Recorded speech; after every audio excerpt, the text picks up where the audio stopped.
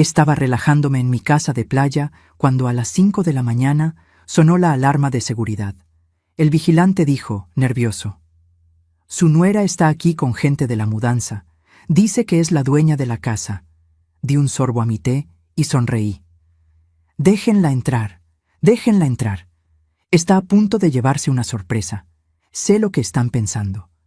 ¿Cómo puede una mujer de 68 años reaccionar así cuando alguien está robándole su propiedad frente a sus ojos?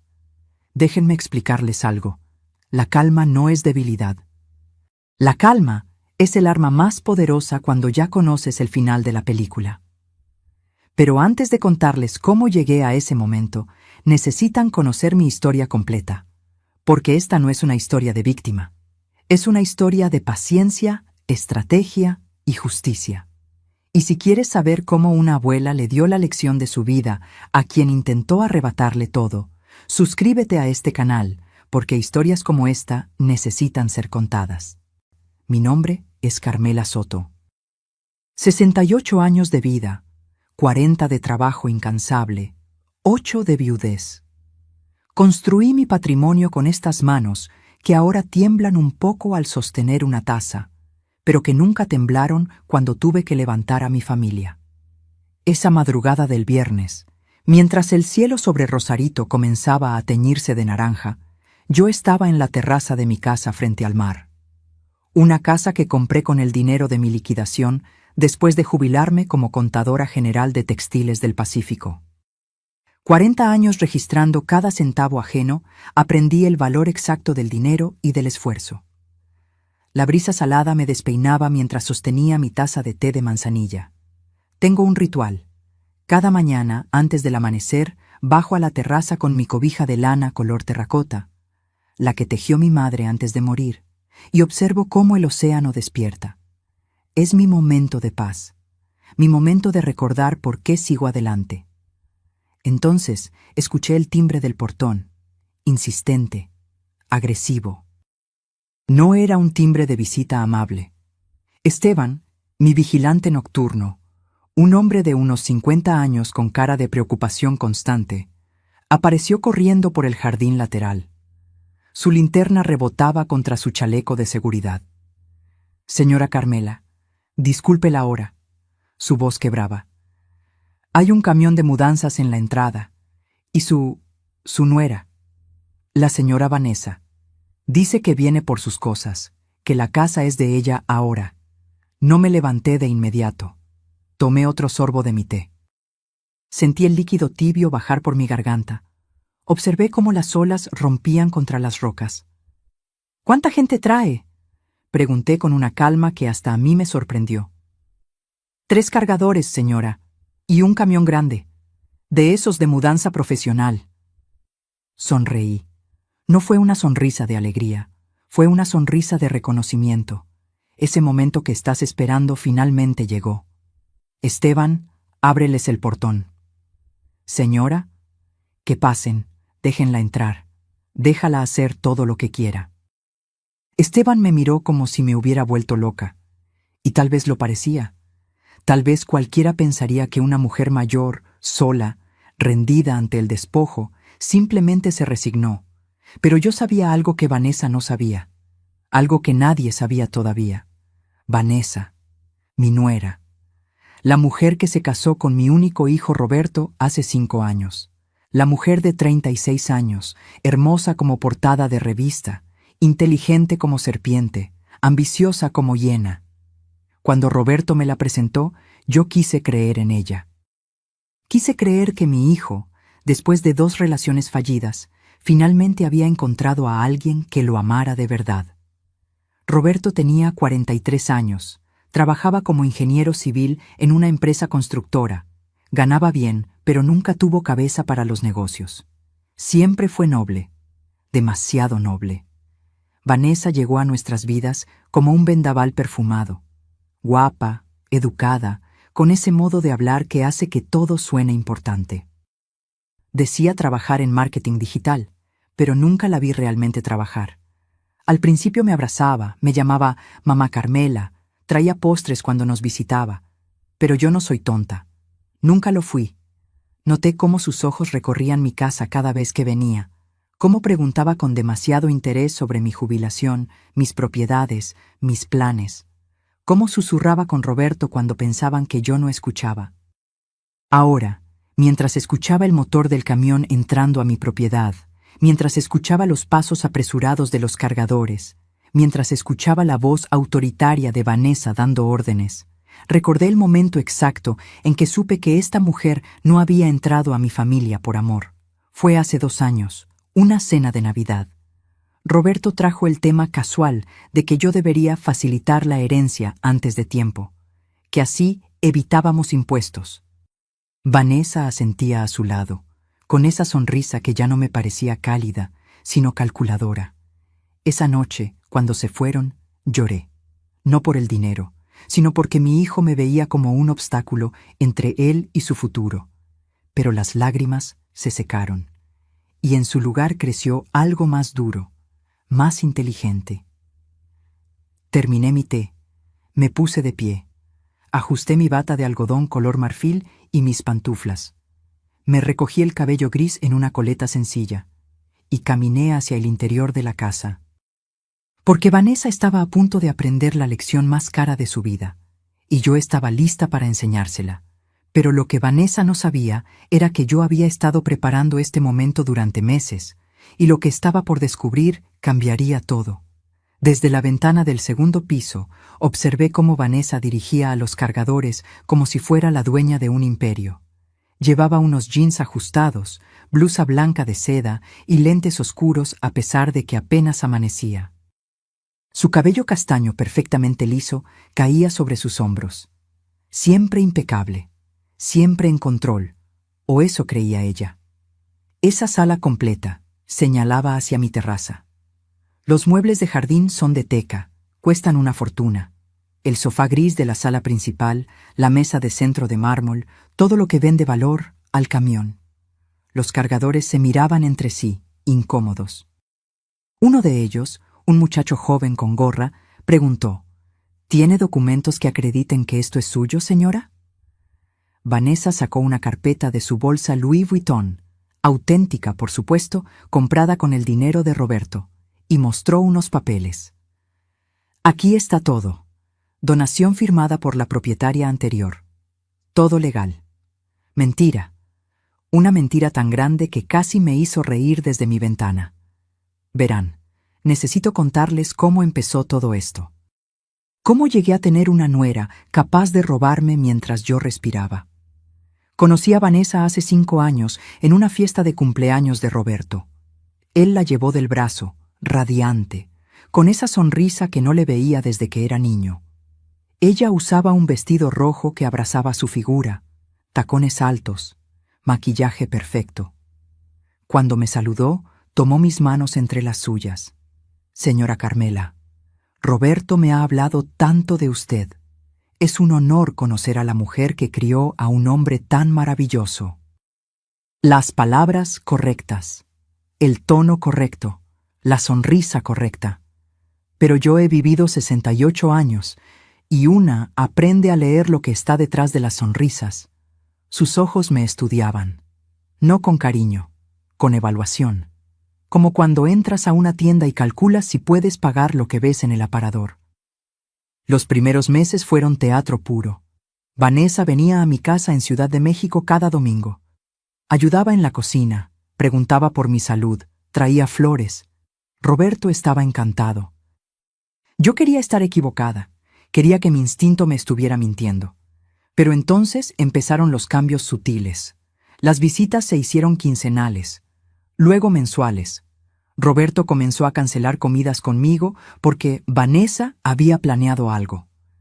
Cuando yo llamaba, él sonaba apurado, distraído, siempre con prisa. Una tarde lo confronté. Fue en mi cocina, 6 meses después de la boda. Roberto había venido solo, cosa rara ya. «Hijo, siento que te estoy perdiendo», le dije mientras le servía café. Él evitó mi mirada. «Mamá, no es eso, es solo que Vanessa piensa que eres muy invasiva. Dice que necesitamos espacio para construir nuestro matrimonio. Invasiva. Esa palabra me atravesó como cuchillo. ¿Invasiva por querer ver a mi hijo? No lo tomes personal. Ella viene de una familia diferente, más independiente, más independiente. Como si amar a tu familia fuera una debilidad. Tragué mi dolor. Sonreí. Le dije que entendía, pero esa noche, sola en mi casa, lloré hasta quedarme sin lágrimas. Mi esposo había muerto 8 años atrás de un infarto fulminante. Roberto era todo lo que me quedaba, y alguien me lo estaba quitando, pedazo por pedazo. Los meses pasaron, las distancias crecieron. Roberto dejó de contarme de su vida. Ya no sabía si tenía problemas en el trabajo, si estaba feliz, si dormía bien. Vanessa había construido un muro entre nosotros, ladrillo a ladrillo, con palabras suaves y sonrisas venenosas. Y entonces comenzaron las insinuaciones sobre el dinero. Fue en una cena familiar, hace 2 años y medio. Roberto y Vanessa me invitaron a un restaurante elegante en Polanco. Yo pensé que querían reconciliarse conmigo. Llegué con esperanza en el pecho. Vanessa pidió vino caro. Roberto parecía nervioso. A mitad de la cena, ella soltó la pregunta con una sonrisa dulce. Mamá Carmela, Roberto me contó que tienes 3 propiedades. ¡Qué bendición!, ¿verdad? Debe ser complicado administrar todo eso a tu edad, a mi edad, como si los 66 años que tenía entonces me hicieran incapaz. Las administro bien, gracias, respondí, cortante. Claro, claro. Solo decía que... Bueno, Roberto es tu único heredero. Y con los impuestos sobre herencias tan altos en México, sería más inteligente hacer una donación en vida. Así evitas que el gobierno se quede con la mitad. Roberto miraba su plato. No me defendió. No dijo, no es el momento, o eso lo decidirá mi mamá. Solo silencio cómplice. Mis propiedades están en un fideicomiso, respondí.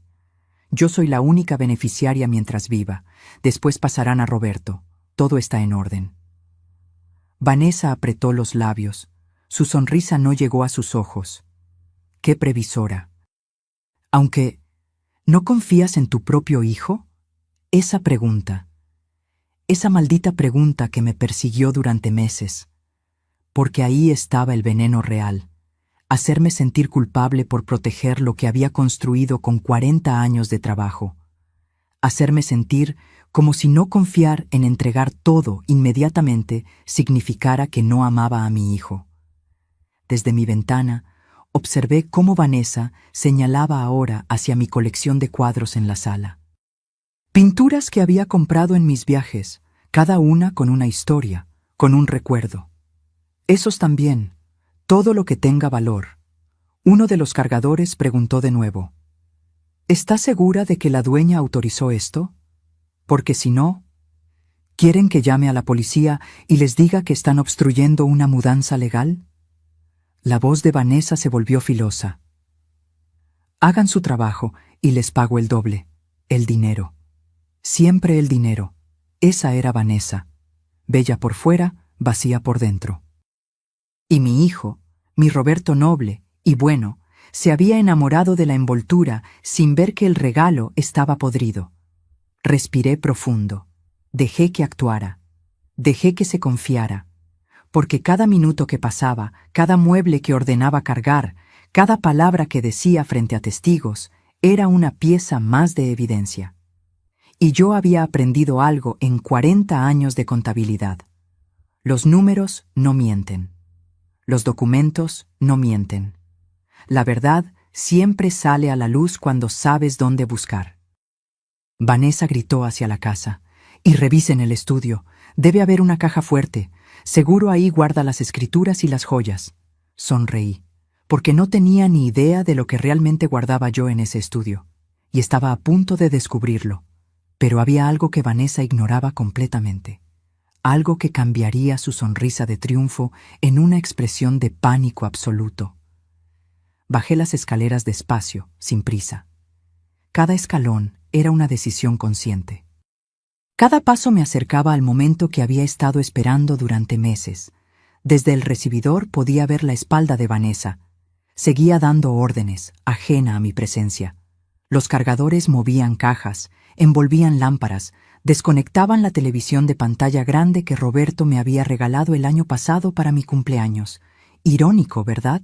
Él me dio ese regalo, y ahora su esposa venía a robármelo.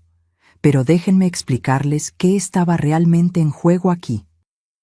Porque esto no era solo por una casa de playa o unos muebles, esto era por el trabajo de toda mi vida. Tengo 3 propiedades, 3. Cada una comprada con mi propio esfuerzo, sin ayuda de nadie. La primera, mi casa familiar en la Colonia del Valle, en Ciudad de México. Un hogar de 2 pisos con jardín, 4 recámaras, donde crié a Roberto, donde enterré a mi esposo Héctor. Valuada en 4.800.000 pesos según el último avalúo. Ahí están mis recuerdos, las fotos en las paredes, el árbol de limones que plantamos cuando Roberto cumplió 5 años. La segunda, un departamento en Polanco que compré hace 15 años como inversión. Lo rento a una pareja de extranjeros. 3.200.000 pesos de valor. Esa renta mensual de 32.000 pesos me ayuda a vivir con dignidad, a no pedirle nada a nadie, a ser independiente. La tercera, esta casa frente al mar en Rosarito, mi refugio, mi lugar de paz. 5.500.000 pesos. La compré con mi liquidación cuando me jubilé. 40 años trabajando, calculando presupuestos ajenos, auditando cuentas de millones, mientras yo misma vivía con lo justo. Y cuando finalmente me tocó, cuando recibí mi liquidación de 2.800.000 pesos, más mis ahorros, decidí darme este regalo. Un lugar donde despertar viendo el océano. Un lugar donde nadie me dijera qué hacer. Un lugar mío. Total del patrimonio, 13.500.000 pesos. Más los ahorros en el banco, más las inversiones en CETES. Casi 15 millones en total. Para muchos, tal vez no sea una fortuna, pero para una mujer que empezó trabajando como auxiliar contable, ganando 3.000 pesos al mes hace 40 años, que se quedó viuda y tuvo que sacar adelante a un hijo sola, que nunca gastó en lujos, sino en educación y futuro. Era mi dignidad convertida en cifras. Y Vanessa quería todo. No parte, todo. Después de que Héctor murió, cuando Roberto tenía 25 años y ya trabajaba, mi abogado me recomendó crear un fideicomiso, algo que protegiera mi patrimonio, pero asegurara el futuro de mi hijo. Señora Carmela, me dijo el licenciado Edmundo Vera, un hombre serio de 60 años que había sido amigo de mi esposo. Ponga todo en un fideicomiso. Usted será la única beneficiaria mientras viva. Nadie puede tocar nada. Cuando usted fallezca, todo pasa automáticamente a Roberto. Limpio, legal, sin impuestos excesivos. Y eso hice. Firmé los documentos. Todo quedó protegido. Yo podía usar, vender, rentar o hacer lo que quisiera con mis propiedades, pero nadie más podía reclamarlas, ni siquiera Roberto. Cuando le expliqué esto a mi hijo, él lo entendió, o eso creí. Mamá, está perfecto. No quiero que te preocupes por estas cosas. Solo quiero que vivas tranquila. Esas fueron sus palabras. Hace 8 años, cuando todavía era mi Roberto, antes de Vanessa. Todo cambió hace 6 meses. Fue un domingo. Roberto y Vanessa aparecieron sin avisar en mi casa de Ciudad de México. Yo estaba en el jardín podando las rosas. Vanessa traía una carpeta en las manos y una expresión que ya no intentaba disfrazar de amabilidad. «Mamá, necesitamos hablar», dijo Roberto, sin siquiera saludarme con un beso. Nos sentamos en la sala. Vanessa abrió la carpeta y sacó unos documentos impresos. «Mira, mamá Carmela, Roberto y yo hemos estado investigando. Si donas las propiedades ahora, en vida, los impuestos son mucho menores y además, hizo una pausa calculada. A tu edad, ¿no sería mejor simplificar? No tener que preocuparte por administrar todo esto. A mi edad, otra vez esa frase. No necesito simplificar nada, estoy perfectamente capaz». «Claro que sí», intervino Roberto, pero su voz sonaba ensayada. «Nadie dice lo contrario, solo que...» Bueno, Vanessa y yo queremos comprar una casa más grande. Estamos pensando en tener hijos pronto. ¿Y si pudiéramos vender el departamento de Polanco o pedir un préstamo con garantía de estas propiedades? Ahí estaba, la verdad desnuda. Querían mi patrimonio como garantía para sus planes, para su vida, como si mis 40 años de trabajo fueran simplemente un recurso disponible para sus caprichos. La respuesta es no. Vanessa dejó caer su máscara completamente. ¿No confías en tu propio hijo? ¿Qué clase de madre hace eso?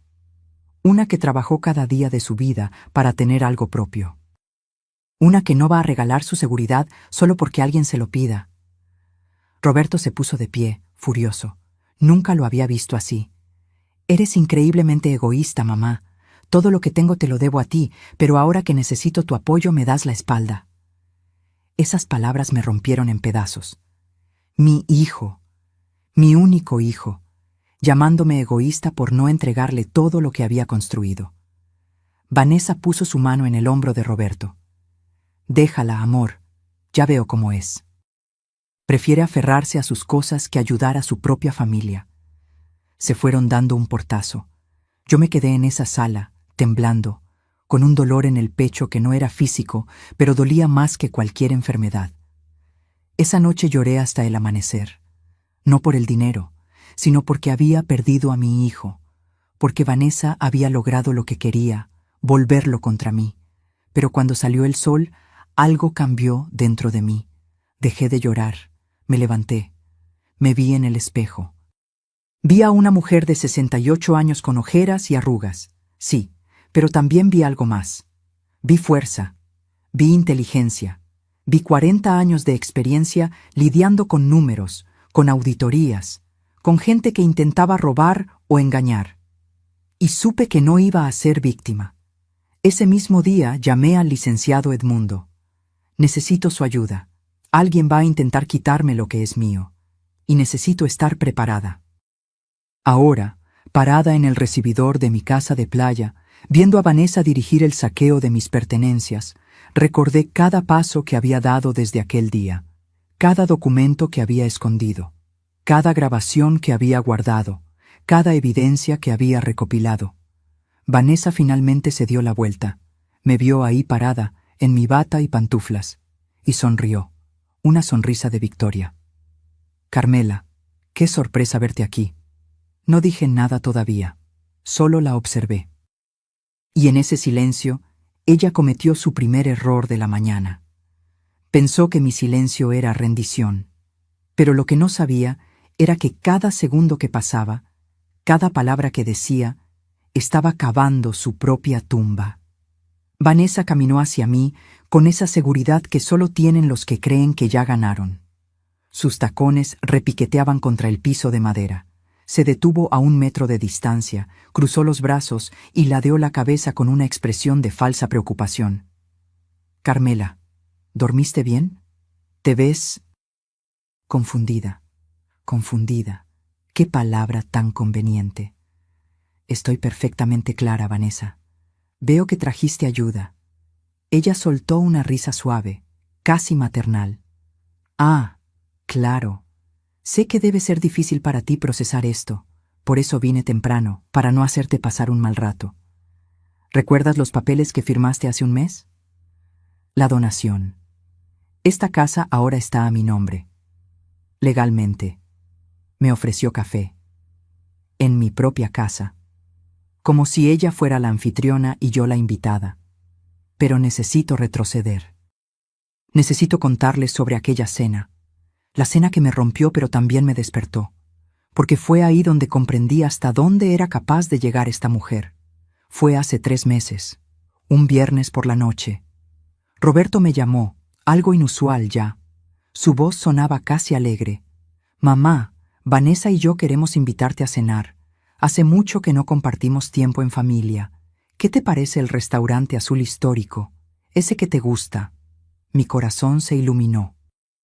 Tal vez, pensé, tal vez las cosas podían mejorar. Tal vez Vanessa había reflexionado. Tal vez mi hijo me extrañaba tanto como yo a él. Qué ingenua fui. Llegué al restaurante con un vestido color vino que guardaba para ocasiones especiales. Me peiné con cuidado. Me puse el collar de perlas que Héctor me regaló en nuestro 20º aniversario. Quería verme bien. Quería que Roberto se sintiera orgulloso de su mamá. Cuando entré, vi que había más gente de la que esperaba. En la mesa larga estaban los padres de Vanessa, don Fermín y doña Lupita, una pareja de clase media que siempre me habían tratado con frialdad. También estaban la hermana de Vanessa, Daniela, con su esposo, y dos parejas más que no conocía, pero que Vanessa presentó como amigos íntimos de la familia. 12 personas. Una cena íntima se había convertido en un evento. Vanessa me recibió con un abrazo que olía a perfume caro y falsedad. «Mamá Carmela, qué gusto verte. Siéntate aquí, junto a mí». Me colocó en medio de la mesa. Roberto estaba al otro extremo, curiosamente lejos, como si me hubieran puesto en el centro de un escenario. Comenzamos a cenar. Pedí enchiladas suizas, algo sencillo. Los demás ordenaron platillos caros, vinos que costaban más de 1,000 pesos la botella. Yo tomaba agua mineral. La conversación fluía normal. Hablaban de viajes, de negocios, de chismes de gente que yo no conocía. Me sentía fuera de lugar, pero intentaba sonreír, asentir, participar cuando podía. Entonces, entre el plato fuerte y el postre, Vanessa levantó su copa. «Quiero hacer un brindis, por la familia, por los lazos que nos unen». Todos levantaron sus copas. Yo levanté mi vaso de agua. Y también, Vanessa me miró directamente. «Quiero expresar mi preocupación por mamá Carmela». El restaurante no se silenció, pero nuestra mesa sí. Todos los ojos se volvieron hacia mí. «¿Preocupación?», pregunté, sintiendo que algo malo venía. «Sí, mi amor. Roberto y yo hemos notado que últimamente estás olvidadiza. Confundes fechas, repites historias, a veces no recuerdas conversaciones que tuvimos hace poco». Mi estómago se contrajo. ¿De qué estaba hablando? «No sé a qué te refieres». Vanessa puso su mano sobre la mía, con esa suavidad condescendiente que usan los adultos con niños pequeños. «No te avergüences, por favor, es normal a tu edad. Mi abuela empezó igual, primero pequeños olvidos, luego... bueno, ya saben». Doña Lupita, su madre, asintió con tristeza fingida. «Es cierto, la demencia senil es terrible. Mi tía la padeció. Comenzó exactamente así». «Yo no tengo demencia». Mi voz tembló, pero intenté mantenerla firme. Roberto, desde el otro extremo, intervino por primera vez. «Mamá, nadie está diciendo que la tengas, solo que deberías hacerte unos estudios, por precaución». Daniela, la hermana de Vanessa, agregó con voz melosa. «Es que nos preocupamos por ti, Carmela. Una mujer sola, manejando propiedades, finanzas. ¿Y si te confundes con algo importante? Podrías perder todo». Ahí estaba, la verdadera intención, pintarme como incapaz, como senil, como alguien que necesitaba que otros tomaran control de su vida. Uno de los amigos de Vanessa, un hombre con lentes y traje, que después supe era abogado, comentó casi casual: «Es que en casos así, lo mejor es establecer un tutor legal, alguien que administre los bienes hasta que la persona... bueno, hasta que se recupere o se tomen otras medidas». Me di cuenta en ese momento. Todo estaba planeado. Esta cena no era reconciliación, era una emboscada pública.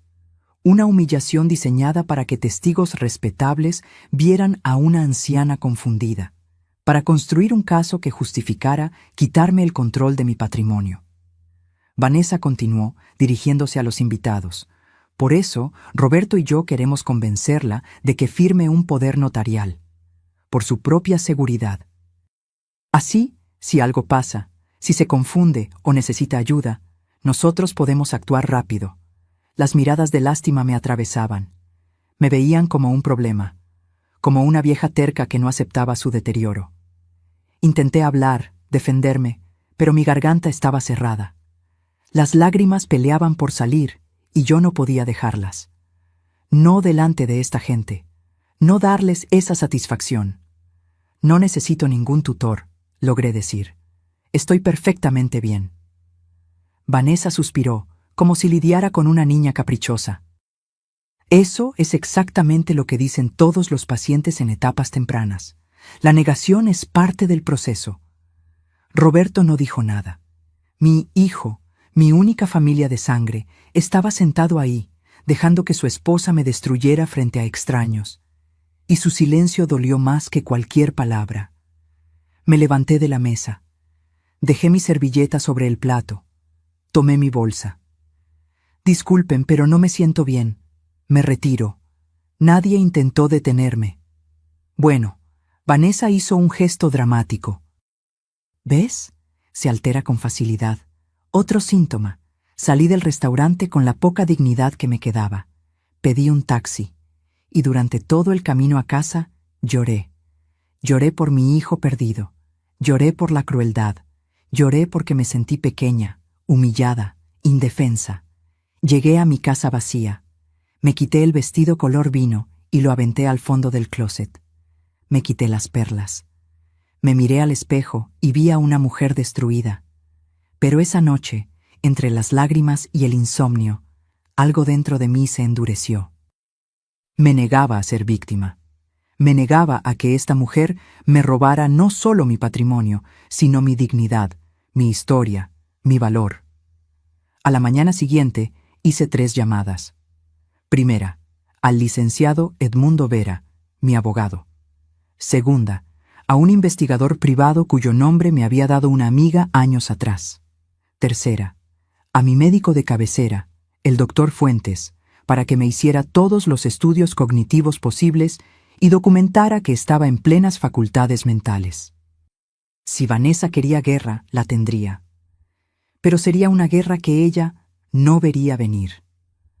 Ahora, parada en mi casa de playa, viendo cómo Vanessa sonreía creyendo que había ganado, recordé cada segundo de aquella humillación y me llené de una calma helada, porque el dolor te enseña, y yo había aprendido bien. ¿Quieres ese café, Carmela?, preguntó Vanessa señalando hacia la cocina como si fuera suya. Sonreí. Por primera vez en meses, sonreí de verdad. No, gracias. Prefiero esperar a que lleguen mis invitados. Vanessa parpadeó, confundida. ¿Qué invitados? Y justo en ese momento sonó el timbre del portón. El timbre sonó una vez, 2 veces, insistente. Vanessa miró hacia la puerta, luego a mí. Por primera vez esa mañana vi una sombra de duda cruzar su rostro. ¿Quién más viene a estas horas? No respondí. Solo caminé hacia la entrada con pasos lentos, deliberados.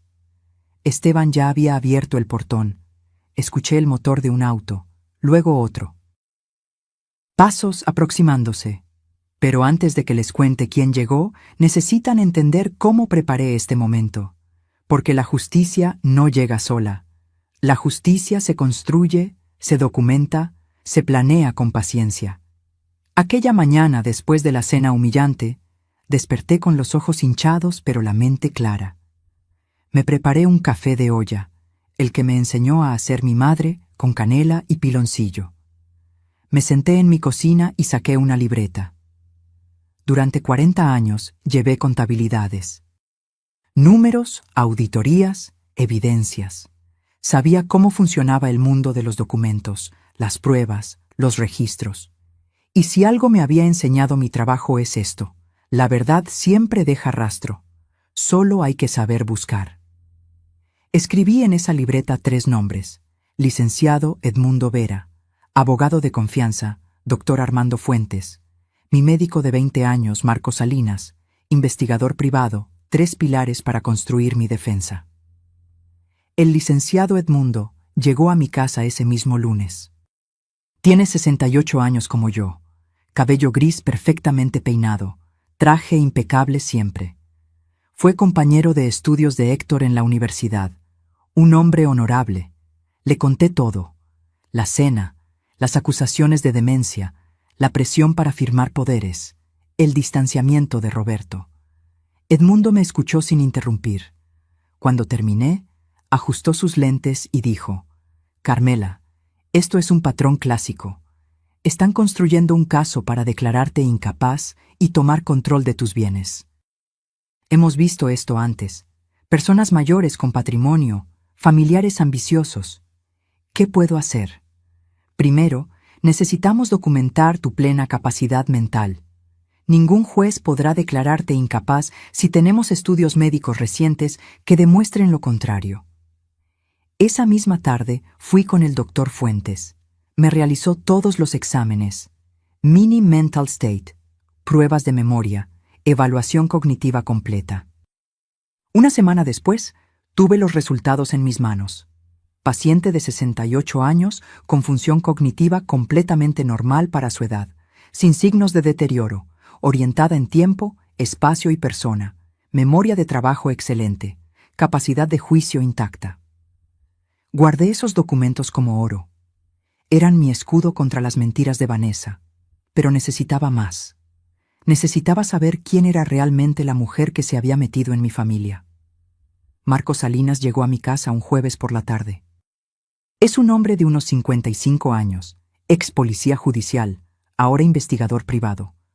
Una amiga me había dado su contacto años atrás cuando ayudó a su hermana en un caso de infidelidad. «Señora Carmela, ¿qué necesita saber?», preguntó, sacando una pequeña libreta. «Todo. Quiero saber quién es Vanessa Aguirre antes de conocer a mi hijo. Sus relaciones anteriores, sus deudas, su historial, todo lo que pueda encontrar». Marco asintió. «Le adelanto que esto toma tiempo. Y cuesta». «No me importa cuánto cueste. Necesito la verdad. Pagué un anticipo de 40,000 pesos». Marco comenzó su trabajo. Mientras tanto, yo hacía mi propia investigación silenciosa. Cada vez que Roberto y Vanessa me visitaban, yo grababa las conversaciones en mi teléfono. Lo dejaba sobre la mesa, aparentemente olvidado, pero grabando cada palabra. Registré cada llamada donde me presionaban por las propiedades, cada comentario despectivo sobre mi edad, cada insinuación de que estaba perdiendo la cabeza. También instalé cámaras de seguridad discretas en mi casa de Ciudad de México, pequeñas, casi invisibles, en la sala, el comedor, la entrada. Edmundo me recomendó hacerlo. Si intentan forzarte a firmar algo, si te gritan, si hay cualquier tipo de coacción, necesitas pruebas, me dijo. Pasaron 3 semanas. Entonces Marco me llamó. «Señora Carmela, necesito verla. Encontré cosas importantes». Nos reunimos en una cafetería tranquila del centro. Marco puso sobre la mesa un folder grueso. Mi corazón latía rápido. «Vanessa Aguirre Mendoza», comenzó. 36 años, originaria de Guadalajara. Y aquí es donde se pone interesante. Abrió el folder. Dentro había fotografías, documentos impresos, reportes. Vanessa estuvo casada antes, de 2015 a 2018. Con un empresario de Monterrey llamado Óscar Bernal. Él tenía 52 años cuando se casaron, ella 26. Me mostró fotos de boda. Vanessa lucía radiante, exactamente igual que cuando se casó con Roberto. Misma sonrisa calculadora. El matrimonio terminó en divorcio conflictivo. Óscar la acusó de haberlo manipulado para poner propiedades a nombre de ella, de haber vaciado cuentas bancarias conjuntas. Hay una demanda por fraude que nunca prosperó porque llegaron a un acuerdo privado. Él le pagó 2 millones de pesos para que se fuera y lo dejara en paz. Sentí que el aire me faltaba. ¿2 millones? Ajá, y hay más. Antes de Óscar, tuvo una relación con un viudo de Puebla. Duró 6 meses. Él también era mayor, también tenía propiedades. La relación terminó abruptamente cuando los hijos del señor la confrontaron con evidencia de que estaba vendiendo cosas de la casa familiar sin autorización. Marco sacó más papeles. Vanessa tiene deudas, muchas, tarjetas de crédito, 780,000 pesos en total, 4 tarjetas diferentes, todas al límite. También debe dinero a prestamistas privados, al menos 200,000 pesos más, casi 1 millón de pesos en deudas, y vivía como si fuera millonaria. ¿Roberto sabe esto? Marco negó con la cabeza. Lo dudo. También investigué a su hijo, señora. Roberto tiene un historial crediticio limpio, ingresos estables. Pero desde que se casó con Vanessa, sacó un préstamo personal de 400,000 pesos y otro de 300,000 el año pasado.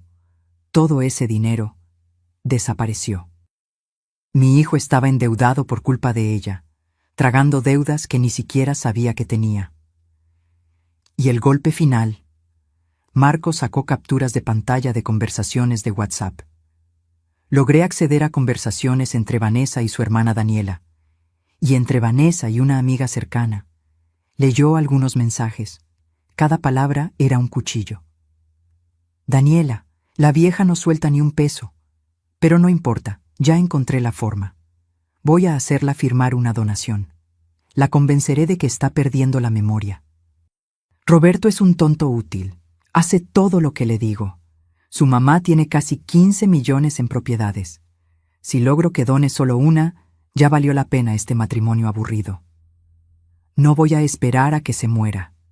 Tengo deudas que pagar ahora. La voy a presionar hasta que ceda.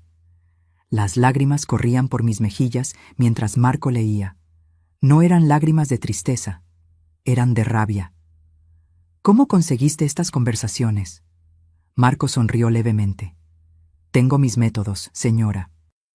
Lo importante es que esto es evidencia sólida de sus intenciones. ¿Es legal usar esto? En un juicio civil por fraude o coacción, sí puede usarse. No fue obtenido mediante intervención ilegal de líneas telefónicas. Fue, digamos que una fuente cercana a Vanessa me las compartió. No pregunté más. No quería saber. Llevé toda esa información con Edmundo. Nos sentamos en su oficina y revisamos cada documento, cada conversación, cada evidencia. Carmela, tienes un caso sólido, dijo. Si Vanessa intenta algo, si te presiona para firmar, si busca declararte incapaz, tenemos con qué defenderte. Pero más que eso, tenemos con qué contraatacar. ¿Qué sugieres? Edmundo se reclinó en su silla. Esperemos, déjala hacer su movimiento. Cuanta más confianza tenga, más errores cometerá. Y cuando cometa el error definitivo, ahí actuamos. Y así fue como esperé. Semanas. Paciencia de cazador. Hasta que hace un mes, Vanessa dio el golpe que yo estaba esperando. Llegó a mi casa con un hombre que presentó como licenciado Martínez, especialista en trámites notariales. Traían documentos actualizados del fideicomiso, papeles muy profesionales, con sellos, con lenguaje legal complicado. Solo necesitamos tu firma aquí, mamá Carmela. Es para actualizar los beneficiarios, por tu protección. Las cámaras grababan todo. Yo leí cada línea cuidadosamente, y lo que vi me heló la sangre. No era una actualización. Era una donación directa de la casa de Rosarito a nombre de Vanessa Aguirre Mendoza, redactado de forma que pareciera legal, pero con vicios ocultos. Firmé. Sí, firmé. Pero al terminar, le tomé foto a la credencial del supuesto licenciado Martínez. Esa misma tarde, Edmundo investigó. Resulta que el licenciado Martínez no tenía cédula profesional vigente.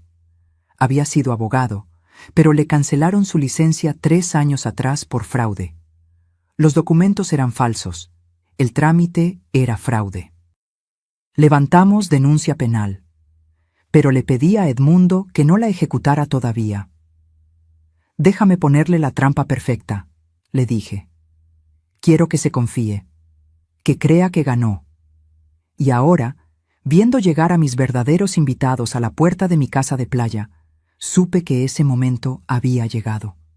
Vanessa estaba a punto de descubrir que el ratón que creía haber cazado era, en realidad, el gato.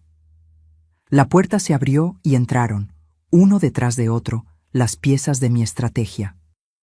Primero, el licenciado Edmundo Vera, con su portafolio de piel y esa expresión seria que imponía respeto. Detrás de él, Marco Salinas, el investigador, cargando una caja de archivos. Y finalmente, 2 personas que hicieron que el color abandonara por completo el rostro de Vanessa. agentes del Ministerio Público, una mujer y un hombre, ambos con identificaciones oficiales colgando del cuello. Vanessa retrocedió un paso. Los cargadores dejaron de mover muebles. El silencio fue instantáneo. ¿Qué es esto?, tartamudeó Vanessa. Edmundo se adelantó, dejando su portafolio sobre la mesa del comedor con un golpe seco que resonó como un martillo de juez. Buenos días. Soy el licenciado Edmundo Vera, representante legal de la señora Carmela Soto. Y estos agentes vienen a investigar un presunto delito de fraude y falsificación de documentos. La agente del Ministerio Público, una mujer de unos 40 años con el cabello recogido en una coleta estricta, sacó una libreta. Señora Vanessa Aguirre, ¿correcto? Vanessa asentía sin poder hablar. Su seguridad se había evaporado como el rocío matutino. Necesitamos que nos muestre los documentos que acreditan su propiedad sobre este inmueble. Vanessa buscó desesperada en su bolsa Louis Vuitton. Sacó la carpeta con manos temblorosas. Se la entregó a la agente, pero yo sabía exactamente qué contenía, porque yo misma había firmado esos papeles. A propósito, déjenme explicarles el momento más importante de mi estrategia. El momento en que dejé que Vanessa creyera que había ganado fue hace exactamente 32 días, un martes por la tarde. Vanessa llegó a mi casa en Ciudad de México con ese hombre al que presentó como licenciado Martínez. Era alto, de unos 50 años, con traje gris barato y un maletín desgastado. Sonreía demasiado. Sus ojos evitaban el contacto directo. Yo ya había activado las cámaras ocultas. Cada palabra, cada gesto quedaría grabado. Mamá Carmela, qué alegría verte. Vanessa me besó la mejilla, dejando una marca de lápiz labial que sentí como veneno. Mira, te traje al licenciado Martínez. Él se especializa en trámites de fideicomiso. Roberto y yo pensamos que sería bueno actualizar algunos documentos. Por tu seguridad. Por mi seguridad. Qué conveniente. El supuesto licenciado extendió los papeles sobre mi mesa de comedor. Documentos con sellos aparentemente oficiales, con lenguaje legal denso, con esos párrafos largos que hacen que la gente solo busque la línea de firma y termine. Señora Soto, esto es un trámite rutinario. Básicamente estamos actualizando los beneficiarios de su fideicomiso para que en caso de cualquier eventualidad la transición sea más rápida y eficiente. Tomé los documentos, los leí despacio, muy despacio. Y ahí estaba, escondido en el párrafo 8 de la página 3. La parte donante cede en propiedad plena y sin reservas el inmueble ubicado en Playas de Rosarito, Baja California, a favor de la señora Vanessa Aguirre Mendoza, quien acepta dicha donación en este acto. No era una actualización, era una transferencia directa de propiedad, un regalo disfrazado de trámite. Aquí dice que estoy donando mi casa de Rosarito, señalé el párrafo. El falso licenciado se removió incómodo. Bueno, técnicamente sí, pero es un procedimiento para simplificar la herencia futura. Los impuestos serán menores si se hace en vida. Su hijo le aconsejó esto, ¿verdad, señora Vanessa? Vanessa asintió con esa sonrisa dulce que ya me daba náuseas. Es por tu bien, mamá Carmela. Así Roberto y yo podemos ayudarte mejor. Y cuando necesites algo, ya no tendrás que preocuparte por la casa. Nosotros nos encargaremos. Traducción. Cuando te mueras, ya será nuestra. Pero mejor aún, desde ahora será nuestra, y tú simplemente desaparecerás. Miré al supuesto licenciado a los ojos. ¿Puedo ver su cédula profesional? Se puso pálido. Buscó en su maletín con movimientos torpes. Ah, claro, por supuesto. Aquí está. Me mostró una identificación. Tomé mi teléfono como si necesitara mis lentes de aumento para ver mejor y le saqué una foto discreta. Fotografié también su credencial de elector que alcancé a ver en su cartera abierta.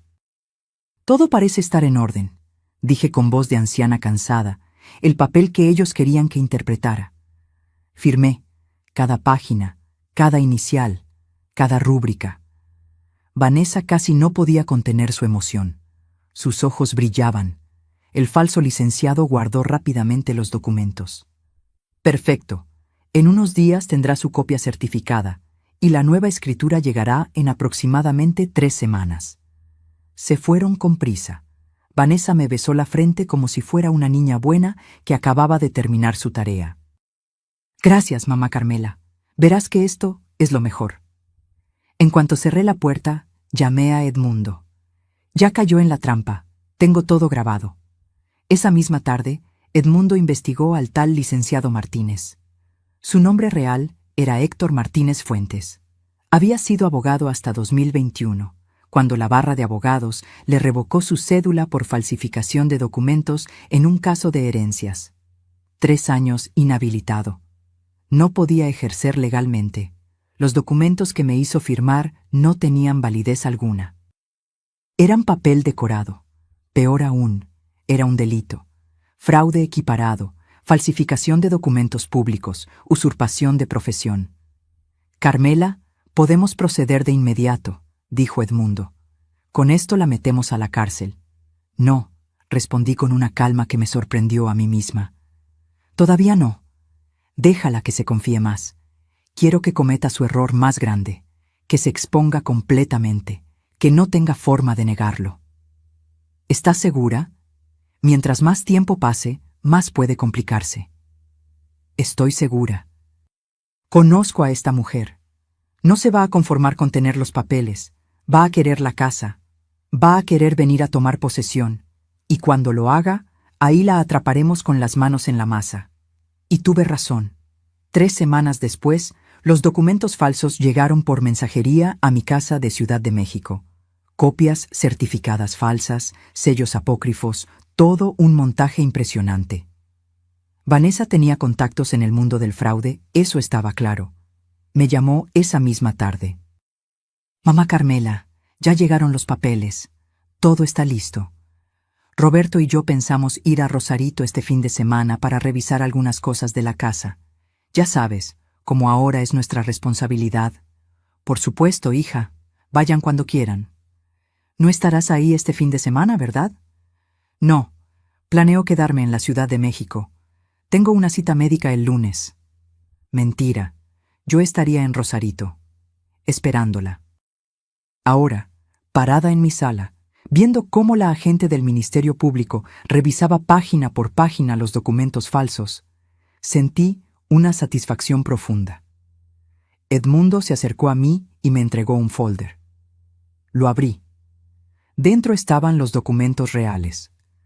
Las escrituras verdaderas de mi casa, registradas en el registro público de la propiedad, a mi nombre, dentro del fideicomiso intocable. Agente, dije con voz clara y firme, esos papeles que tiene en sus manos son falsos. Fueron elaborados por un abogado inhabilitado que se hizo pasar por profesional activo. Yo firmé bajo engaño, creyendo que era un trámite de actualización. Tengo grabaciones de la conversación completa donde se demuestra el fraude. Marco Salinas abrió su caja y sacó una laptop. La conectó a mi televisión. Y ahí, en pantalla grande, comenzó a reproducirse el video. Vanessa y yo sentadas en mi comedor. El falso licenciado mintiendo sobre el trámite. Yo preguntando específicamente sobre cada cláusula. Ellos asegurándome que era rutinario, que era para mi protección. Y luego, el momento dorado, cuando el falso licenciado guardó los papeles y Vanessa le dijo, creyendo que la cámara no alcanzaba a captar: ¿cuánto tiempo hasta que podamos vender? 2 meses máximo. Le hago una escritura falsa pero que pase las verificaciones superficiales. Con eso puede firmar una promesa de compraventa y sacar dinero de un comprador anticipado. Vanessa en la pantalla sonreía. En mi sala, Vanessa temblaba. El agente del Ministerio Público levantó la vista. Señora Aguirre, queda detenida por los delitos de fraude, falsificación de documentos y asociación delictuosa. Tiene derecho a guardar silencio. Vanessa explotó. Esto es una trampa. Carmela me obligó a firmar. Ella está senil, no sabe lo que hace. Edmundo sacó otro folder. Los estudios médicos, perfectamente legales, certificados, con fechas recientes. Aquí están las evaluaciones cognitivas de mi clienta, realizadas hace 2 semanas por 3 especialistas diferentes. Todos concluyen plena capacidad mental.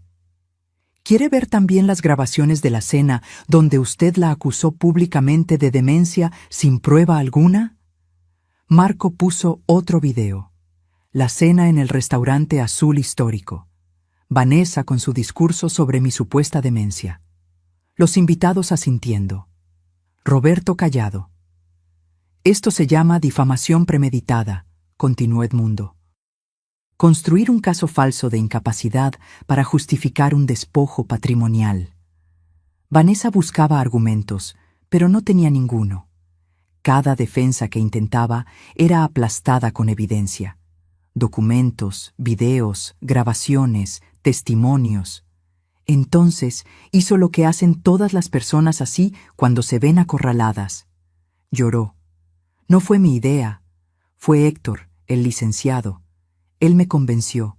Yo solo quería ayudar a Roberto. Tenemos deudas. Necesitábamos dinero. Ah, sí. Marco sacó otro sobre. ¿Estas deudas?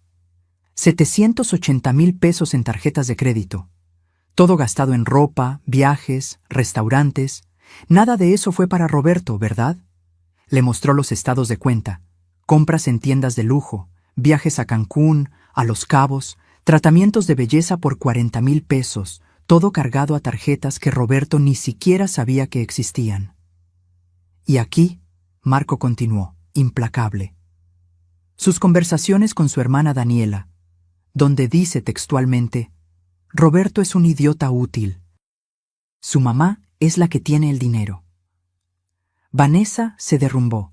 Se dejó caer en mi sofá, el mismo sofá que hace media hora ordenaba empacar. Y yo, por primera vez en meses, sentí que podía respirar completo. Pero aún faltaba alguien por llegar. Alguien que necesitaba ver todo esto con sus propios ojos. El teléfono de Vanessa sonó. Era Roberto. Podía ver su nombre parpadeando en la pantalla. Ella no contestó. Estaba paralizada, sentada en mi sofá con las manos temblando, el maquillaje comenzando a correrse por las lágrimas. Pero yo sí tomé mi teléfono. Marqué el número de mi hijo, el número que durante meses había llamado sin obtener más que respuestas cortantes o directamente silencio. ¿Mamá? Su voz sonaba confundida. Vanessa me mandó un mensaje raro hace media hora. Decía que estaba en Rosarito. ¿Qué pasa?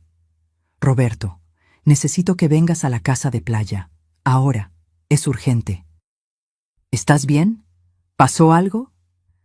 Por primera vez en mucho tiempo, detecté preocupación genuina en su voz, como si una parte del Roberto que yo conocía todavía existiera bajo todas las capas de manipulación. Estoy perfectamente bien, pero necesitas ver algo, algo que cambiará todo lo que crees saber. Hubo una pausa larga. Voy para allá. Llego en 1 hora y media. Colgué. Miré a Vanessa. Ella me miraba con odio puro. Ya no había máscaras. Ya no había sonrisas falsas ni palabras dulces. Solo la verdad desnuda de quién era realmente. Eres una víbora, siseó entre dientes. Una vieja amargada que no puede soportar que su hijo sea feliz. ¿Feliz? Repetí con calma. ¿Llamas felicidad a endeudarlo sin que lo sepa? ¿A aislarlo de su madre? ¿A planear robarle su herencia? Esa herencia le pertenece. Es su derecho. Tú solo eres la custodia temporal de dinero que debería ser de él. Ahí estaba, su verdadera filosofía. Para Vanessa, yo no era una persona. Era un obstáculo temporal entre ella y el dinero. La agente del Ministerio Público interrumpió. Señora Carmela, necesitamos su declaración formal. Y necesitamos que la señora Aguirre nos acompañe para procesarla. ¿Me van a arrestar? Vanessa se puso de pie, histérica. ¡No pueden arrestarme! ¡No hice nada! Ella firmó voluntariamente. Edmundo se adelantó con su tono profesional y gélido. Señora Aguirre, hay evidencia de lo siguiente. Conspiración para cometer fraude, uso de documentación falsa, difamación premeditada y asociación con un profesional inhabilitado para cometer delitos. Son delitos graves. Y sí, va a enfrentar cargos penales.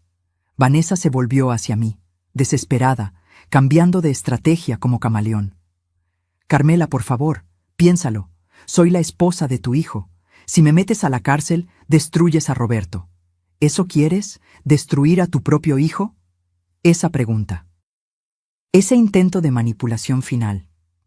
Me acerqué a ella, la miré directamente a los ojos, y hablé con una voz que no reconocí como mía, porque era más fuerte de lo que había sido en meses. Tú ya destruiste a mi hijo, lo convertiste en alguien que no reconozco.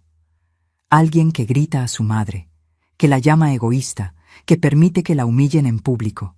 Lo endeudaste, lo aislaste, lo manipulaste. Yo no voy a destruir a Roberto. Voy a salvarlo de ti. Las palabras quedaron flotando en el aire. Vanessa no tuvo respuesta.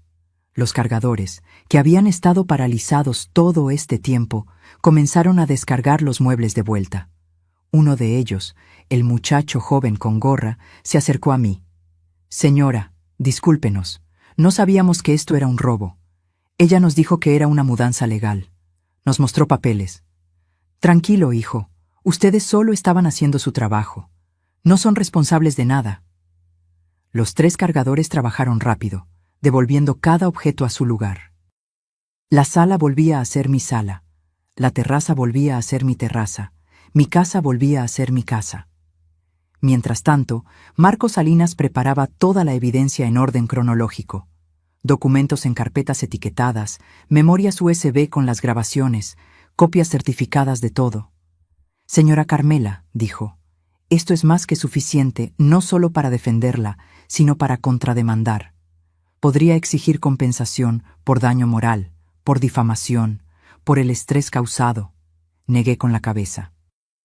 No quiero su dinero, nunca quise dinero. Solo quiero mi dignidad de vuelta. Y quiero que mi hijo despierte. Pasó una hora, luego otra.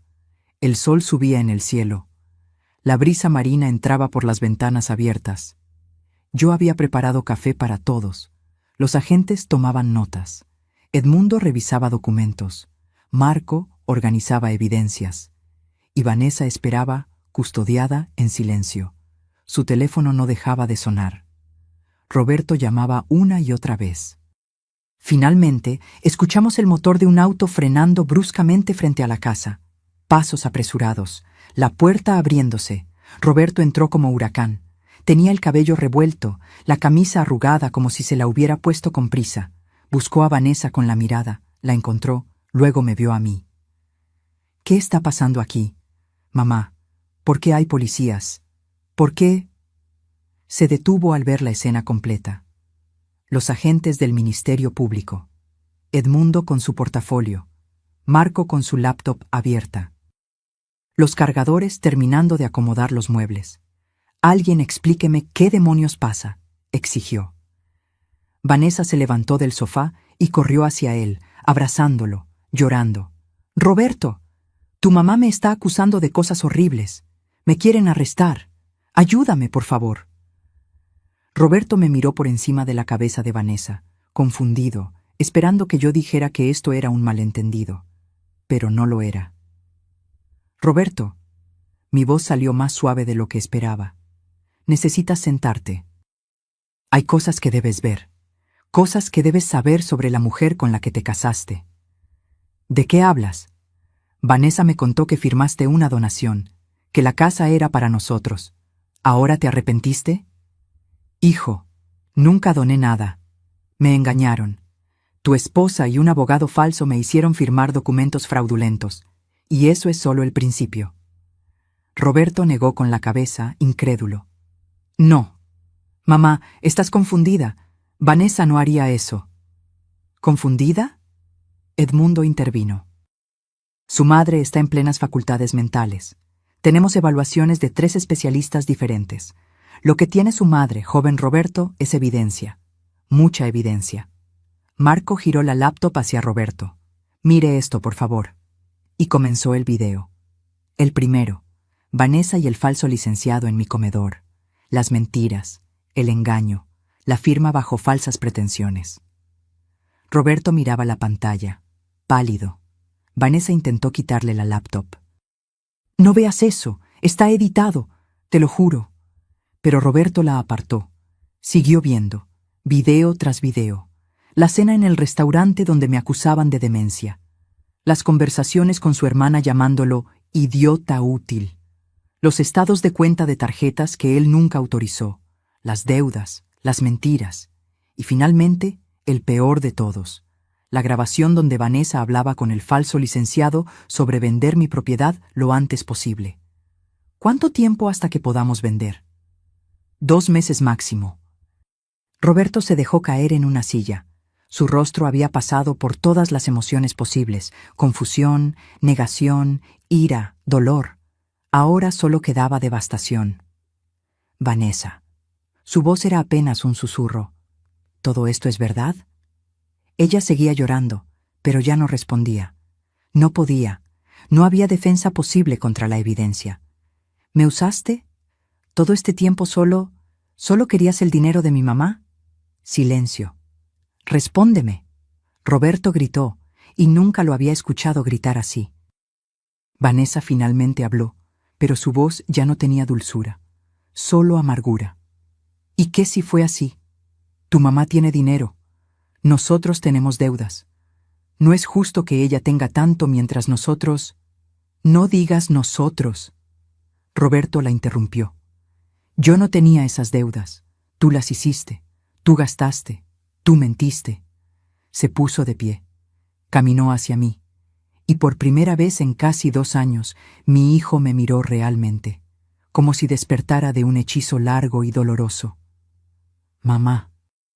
Su voz se quebró. ¿Qué he hecho? Y en ese momento me di cuenta de que recuperar a mi hijo iba a doler tanto como perderlo. Roberto se dejó caer de rodillas frente a mí. Las lágrimas corrían por su rostro sin control. Era la imagen de un hombre destruido, alguien que acababa de descubrir que su vida entera de los últimos 5 años había sido una mentira. Mamá, perdóname. Por favor, perdóname. Quise tocarlo. Quise abrazarlo como cuando era niño y venía llorando con las rodillas raspadas. Pero algo dentro de mí todavía dolía demasiado. Las heridas no sanan instantáneamente, aunque el culpable pida disculpas. Roberto, levántate, dije con voz firme. No te arrodilles. Nunca quise esto. Él se incorporó, limpiándose las lágrimas con el dorso de la mano. Me miró con ojos enrojecidos. Te llamé egoísta, te grité. Dejé que te humillaran en esa cena y no dije nada. ¿Cómo puedes siquiera mirarme? Porque eres mi hijo, y porque ella te manipuló. Pero eso no borra el dolor, Roberto.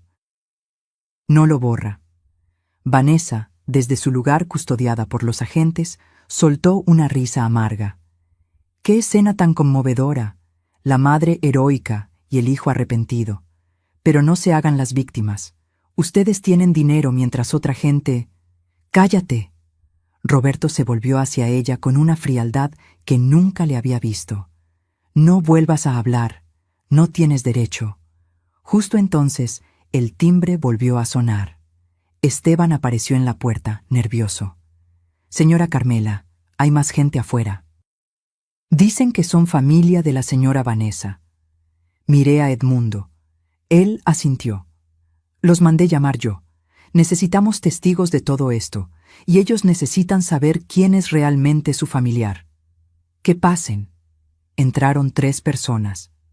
Reconocí inmediatamente a doña Lupita, la madre de Vanessa, una mujer de unos 60 años con el cabello teñido de caoba y expresión perpetuamente preocupada. Detrás venía Daniela, la hermana de Vanessa, de 32 años, con su rostro de sorpresa genuina. Y finalmente, don Fermín, el padre, un hombre robusto con bigote gris. «Vanessa, ¿qué haces aquí?» Doña Lupita miró alrededor, confundida. «Nos dijiste que Carmela te había regalado esta casa, que querías que viniéramos a conocerla porque iban a mudarse aquí». Vanessa palideció aún más. Mamá, Señora Lupita, intervine. Su hija no solo no recibió esta casa como regalo, sino que intentó robármela mediante fraude y documentos falsos. ¿Qué? Doña Lupita se llevó la mano al pecho. No. No, mi hija no haría eso. Marco Salinas se adelantó con su laptop. ¿Quiere ver la evidencia? Durante los siguientes 20 minutos, los padres y la hermana de Vanessa vieron todo, cada video, cada documento, cada conversación, y con cada pieza de evidencia, sus expresiones pasaban de la incredulidad al horror.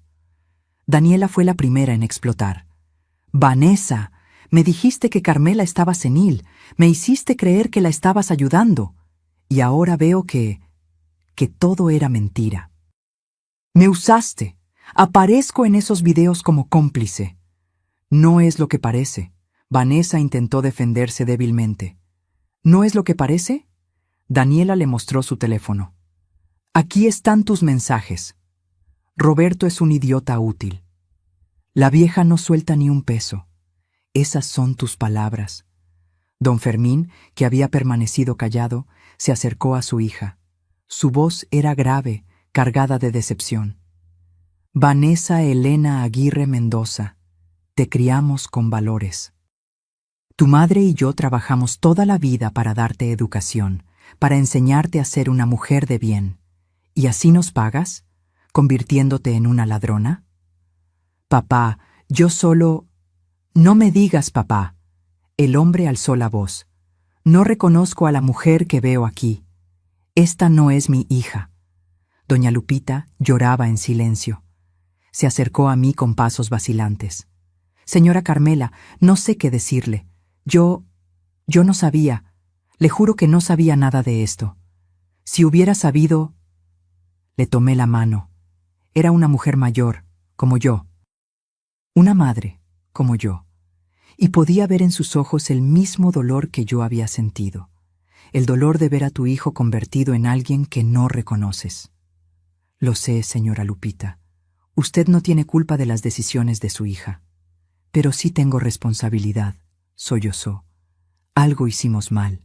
Algo no le enseñamos bien». Daniela seguía gritándole a Vanessa, sacando años de resentimiento acumulado. «Siempre fuiste así, desde niña, siempre queriendo lo que no era tuyo. ¿Te acuerdas cuando le robaste el novio a mi mejor amiga?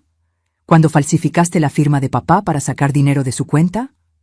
Mamá te perdonó todo, siempre te perdonó todo. Y míranos ahora». Marco interrumpió, mostrando más documentos. «Y hay algo más que la familia debería saber. Vanessa estuvo casada antes, con un empresario de Monterrey. El matrimonio terminó cuando él la descubrió vaciando cuentas bancarias. Le pagó 2 millones de pesos para que se fuera». Doña Lupita se tambaleó. Don Fermín tuvo que sostenerla. «¿Estuviste casada antes?» La madre miraba a Vanessa como si fuera una extraña. «Nos dijiste que Roberto era tu primer esposo. Nos dijiste...»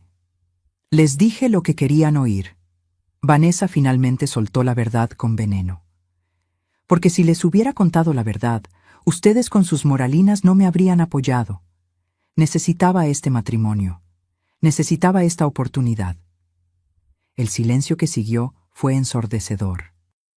Don Fermín se volvió hacia los agentes del Ministerio Público. «Oficiales, hagan lo que tengan que hacer. Nosotros no vamos a defenderla, no vamos a pagar abogados, no vamos a visitarla si la meten presa, porque esta mujer ya no es parte de nuestra familia». Vanessa gritó. «Papá, no puedes decir eso. Soy tu hija». «Mi hija murió hoy. La que está aquí es una delincuente». Esas palabras cayeron como sentencia final. Vanessa se derrumbó completamente, llorando de forma histérica, pero nadie se acercó a consolarla. Ni su familia, ni Roberto, nadie. La agente del Ministerio Público habló con tono profesional. «Señora Aguirre, tiene que acompañarnos. Quedará en prisión preventiva mientras se investiga el caso completo. Los cargos son graves y hay riesgo de fuga». «No, por favor». Vanessa me miró directamente. «Carmela, por favor, retira los cargos. Te lo suplico. Haré lo que sea, me iré, desapareceré. Pero no me metas a la cárcel. Me acerqué a ella, la miré a los ojos y hablé despacio para que cada palabra quedara grabada. Vanessa, tuviste muchas oportunidades. Pudiste haberme respetado, pudiste haber amado a mi hijo genuinamente, pudiste haber construido una vida honesta, pero elegiste el camino de la mentira, el fraude, la manipulación, y las decisiones tienen consecuencias. Entonces, ¿no vas a perdonarme? El perdón es entre tú y tu conciencia. Yo solo estoy asegurándome de que la justicia se cumpla. Los agentes la esposaron. Vanessa gritaba, lloraba, rogaba, pero la sacaron de mi casa, la casa que había construido con mi esfuerzo, la casa que ella intentó robarme. Cuando la puerta se cerró, el silencio volvió. Roberto seguía de pie, inmóvil, mirando hacia donde su esposa había desaparecido. Doña Lupita y don Fermín se sentaron en el sofá, devastados. Daniela temblaba de rabia contenida. Edmundo puso su mano en mi hombro. Carmela, esto fue muy valiente. No muchas personas se atreven a llegar hasta aquí. No fue valentía, fue necesidad de dignidad. Roberto se acercó nuevamente. Esta vez no se arrodilló.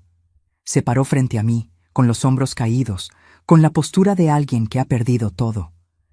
Mamá, sé que no tengo derecho a pedirte nada, pero ¿hay alguna forma de arreglar esto? ¿Alguna forma de que volvamos a...? No lo dejé terminar. Roberto, el camino de regreso es largo. No se arregla con una disculpa, se arregla con acciones, con tiempo, con demostrar que realmente cambias. Haré lo que sea. Entonces empieza por esto. Busca terapia. Ve a un psicólogo que te ayude a entender cómo llegaste aquí, cómo te dejaste manipular. Trabaja en ti mismo. Y cuando estés listo, cuando realmente hayas hecho ese trabajo interno, entonces hablamos. Él asintió, las lágrimas volviendo. Te amo, mamá. Nunca dejé de amarte. Solo me perdí. Lo sé, hijo, lo sé. Pero aún faltaba tomar la decisión más difícil. ¿Qué hacer con todo esto? Porque la venganza nunca fue mi objetivo. La justicia, sí. Roberto se quedó parado frente a mí, temblando. No del frío, sino de algo más profundo, del peso de entender que había sido ciego durante años, que había cambiado a su madre por una ilusión. Doña Lupita rompió el silencio desde el sofá. Señora Carmela, mi esposo y yo queremos pagarle algo, por los daños, por el sufrimiento que nuestra hija le causó. No tenemos mucho, pero... Levanté mi mano, deteniéndola. No quiero su dinero, señora Lupita. Ustedes no tienen culpa de las decisiones de una mujer adulta. Guarden sus ahorros. Los van a necesitar más que yo. Don Fermín se puso de pie con dificultad, como si sus piernas apenas lo sostuvieran. Tiene razón mi esposa. Algo hicimos mal. Vanessa siempre fue diferente. Desde niña. Mentía con facilidad. Manipulaba situaciones para salirse con la suya. Pensamos que maduraría. Que el matrimonio la cambiaría. El matrimonio no cambia a nadie, dije suavemente. Solo revela quiénes son realmente. Daniela, la hermana, seguía de pie junto a la ventana, mirando el océano. Habló sin voltear. Yo sabía que algo andaba mal. Lo supe desde que Vanessa me enseñó fotos de esta casa y dijo que pronto sería suya. Pero cuando le pregunté cómo, se enojó. Me dijo que dejara de meterme en su vida, y yo... Su voz se quebró. Yo preferí no ver. Preferí no hacer preguntas incómodas. Se volvió hacia mí con lágrimas en los ojos. Aparezco en esos videos, en esa cena horrible donde la dejamos humillarla. Yo reí. Yo asentí cuando ella decía que usted estaba perdiendo la memoria.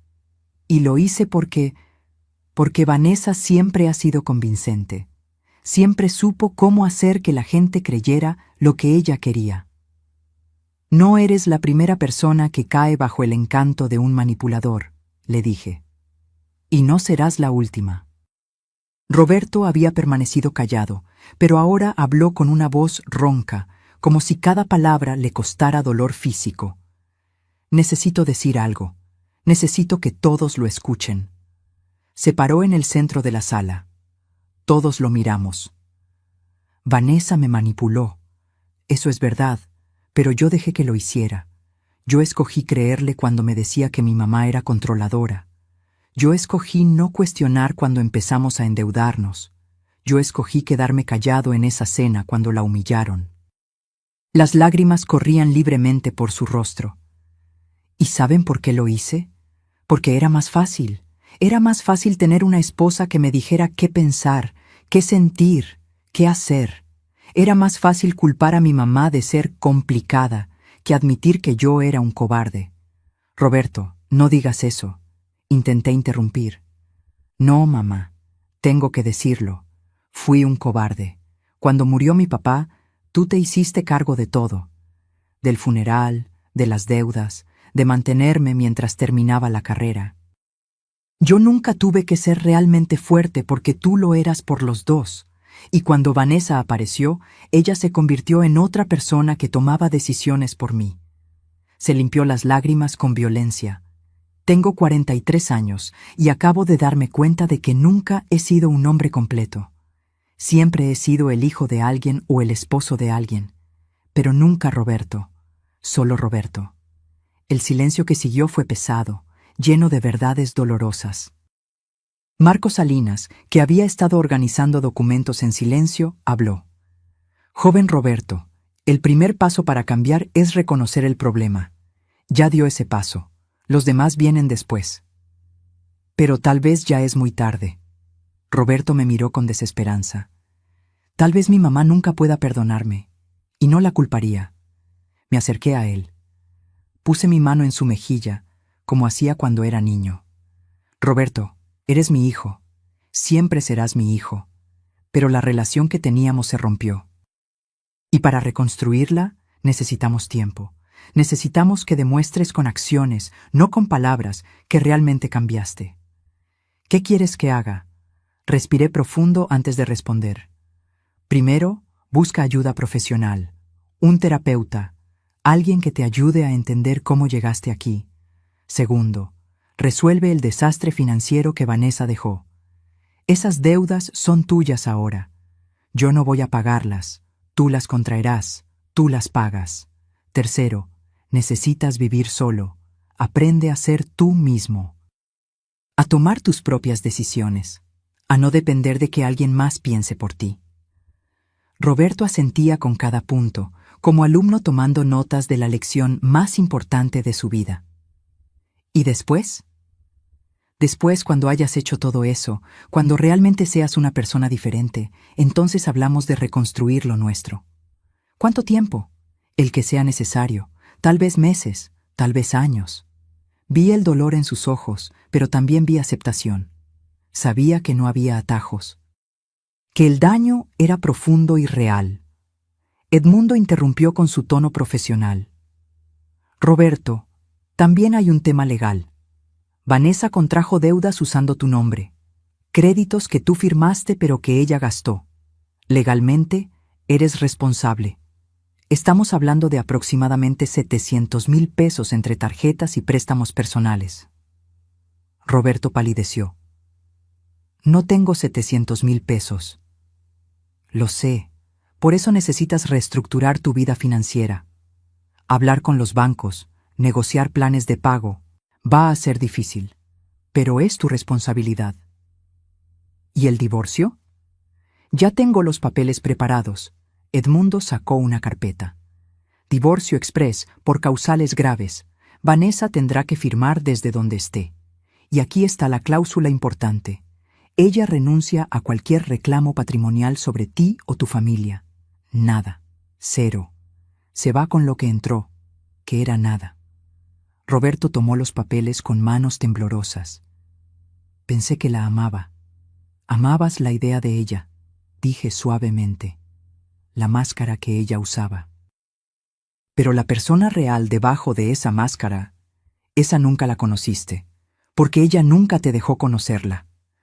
Don Fermín se acercó a Roberto y puso su mano en su hombro.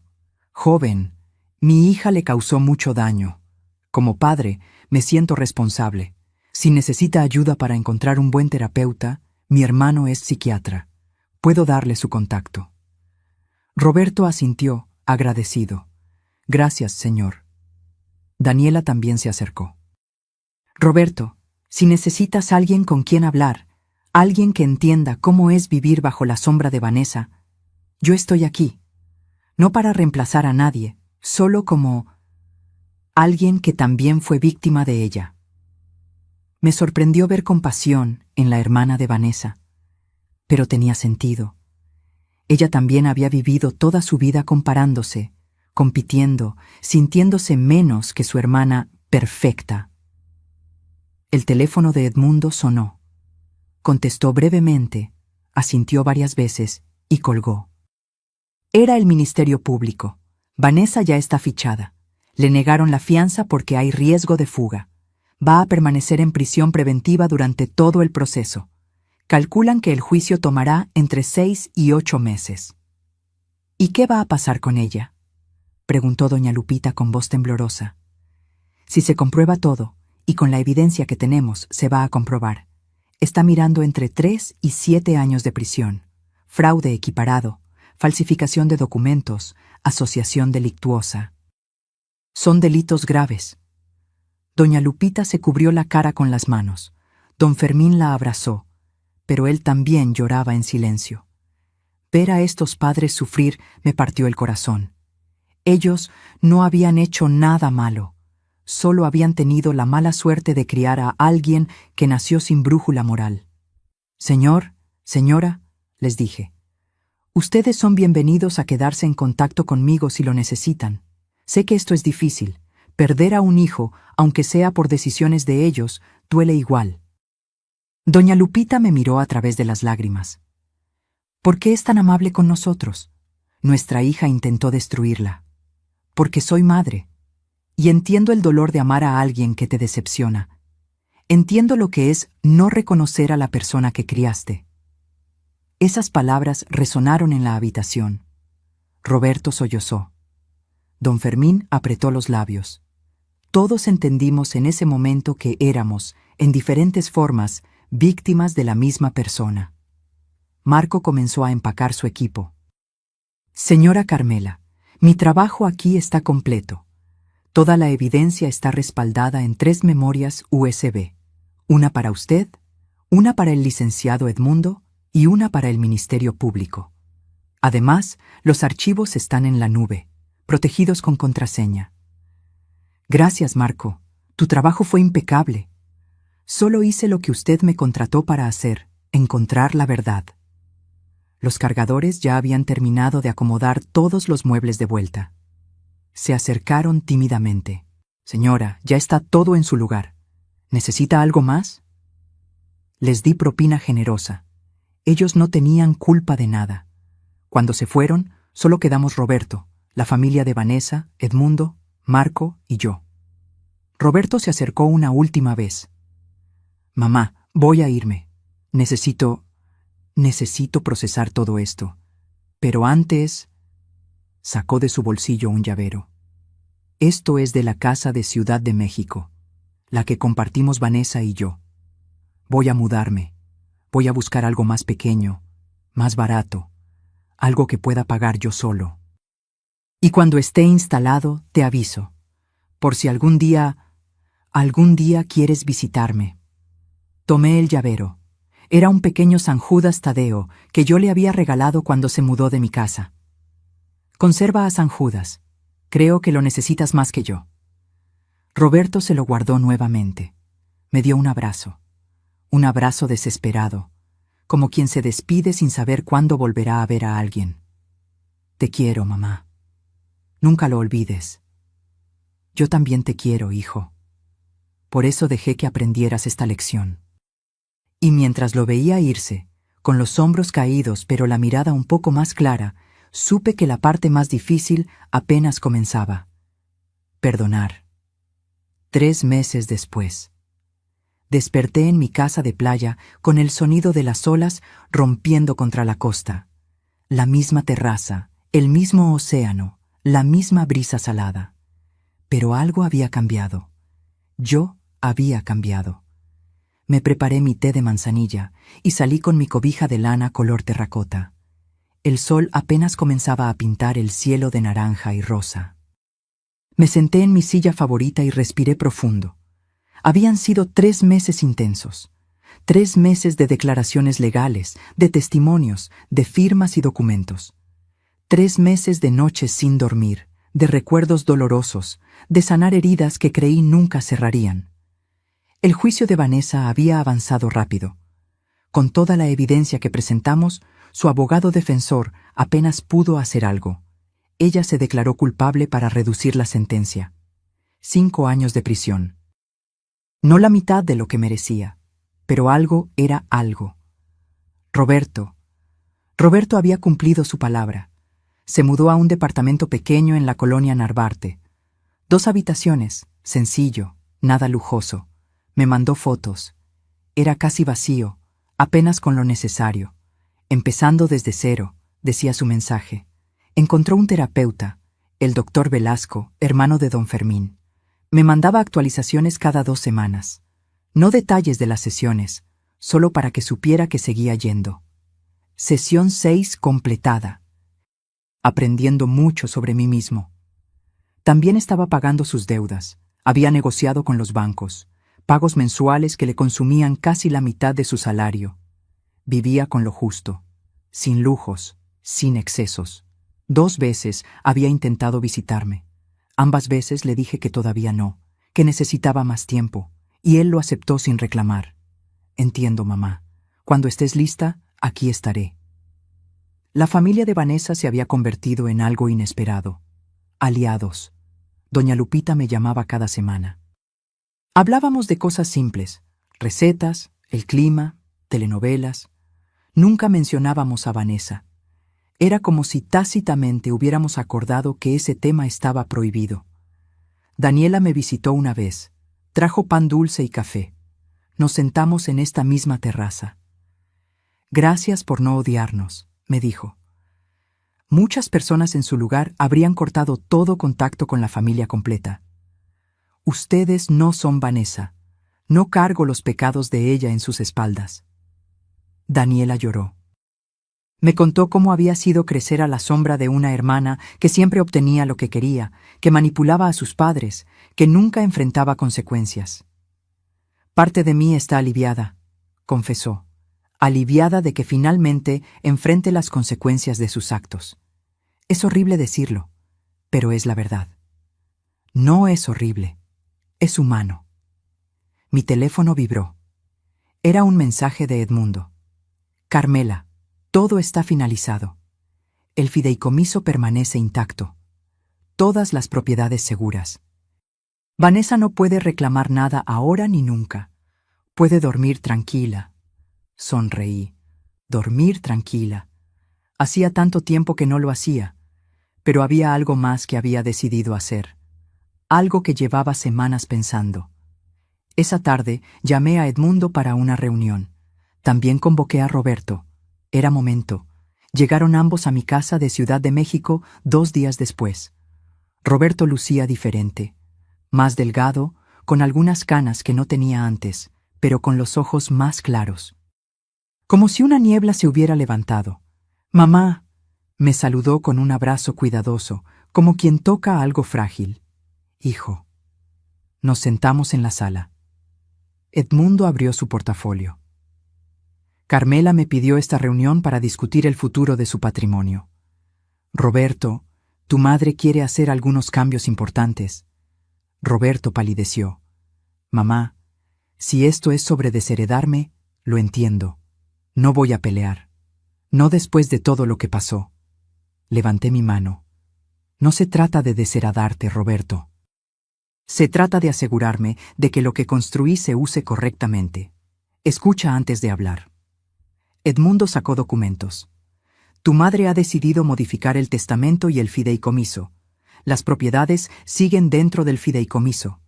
Ella sigue siendo la única beneficiaria mientras viva. Pero a su fallecimiento, las cosas cambiarán. Le entregó a Roberto una copia del documento.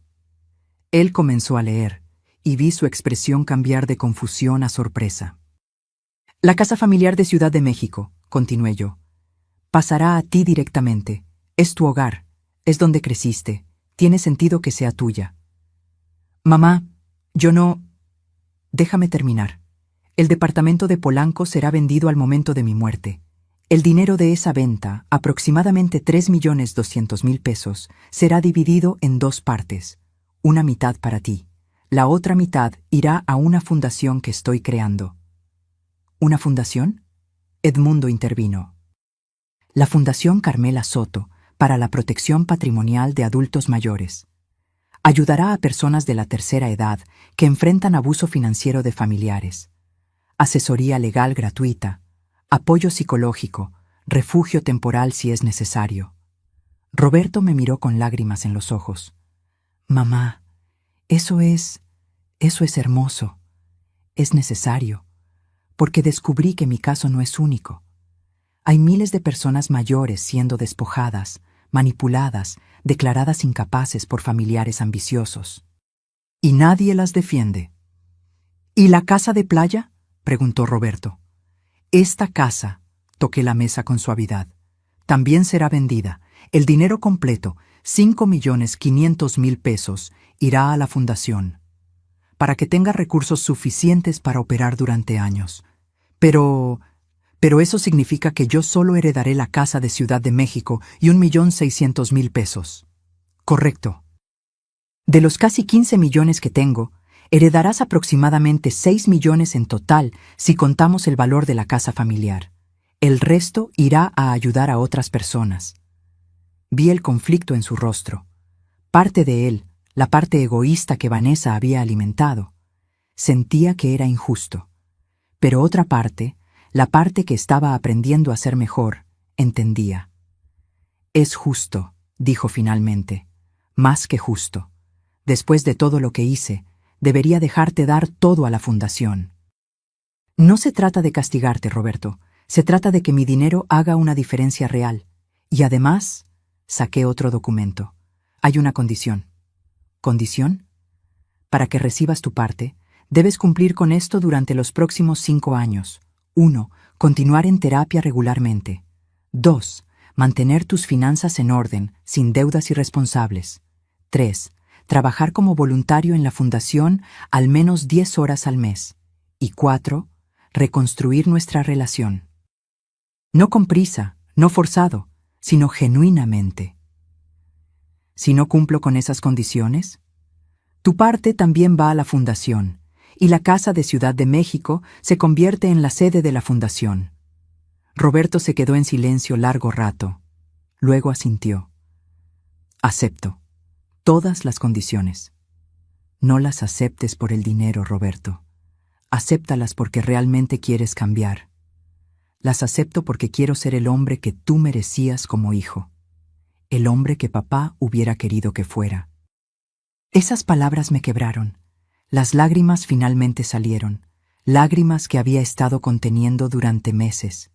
Roberto se arrodilló frente a mí, tomó mis manos.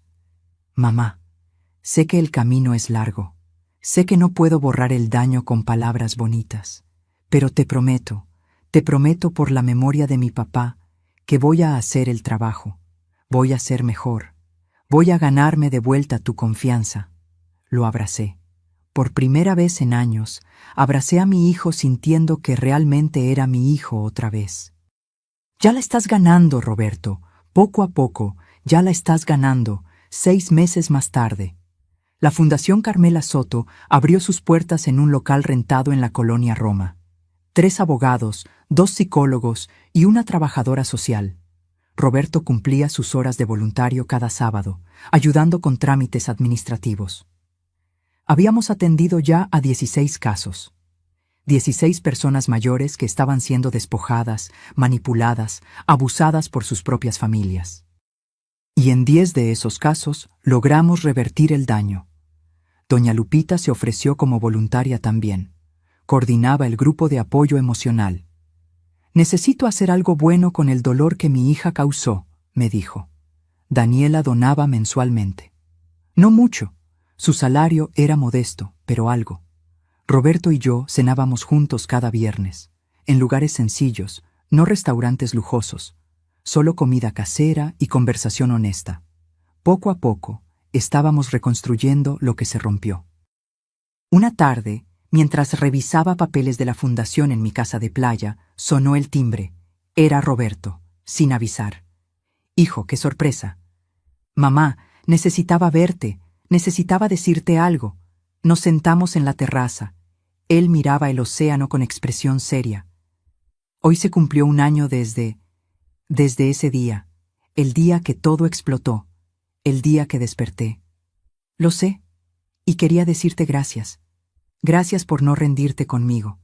Gracias por darme consecuencias, pero también oportunidades. Muchas madres simplemente habrían cortado todo contacto. Eres mi hijo. Cortarte a ti sería cortarme una parte de mí misma.